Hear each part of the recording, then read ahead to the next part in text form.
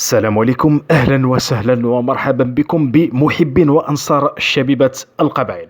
حصريا نايت سالم سيشعل المنافسه، والميضا مدرب شبيبه القبائل يقرر الاعتماد عليه صراحه بعد الوجه الذي ظهر به المهاجم نايت سالم في الاونه الاخيره طبعا، وخاصه في المباريات التي لعبها في البطوله الوطنيه مع الرضيف وأبرزها أمام اتحاد العاصمة.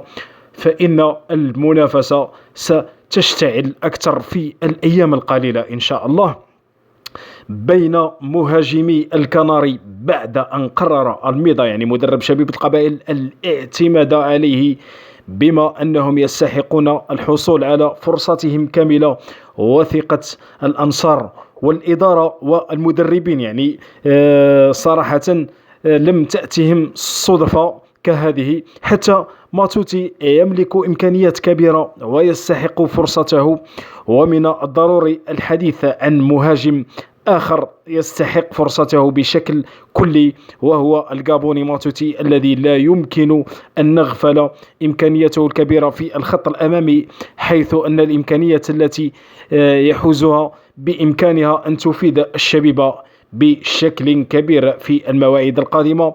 وخلال حديثه معنا أكد أنه ينتظر فقط فرصته للبرهنة على أنه جدير بالدفاع عن ألوان الشبيبة دون أي مشكل. عمران لا زال لم يقل كلمته الأخيرة، أما فيما يخص صراحة فايق عمران فيمكن القول إنه لا زال لم يقل كلمته الأخيرة، وأن الفترة التي يمر بها حاليا ما هي إلا مرحلة الفراغ سرعان ما ستزول، ومما لا شك فيه أن المنافسة ستكون مفيدة للفريق إن شاء الله.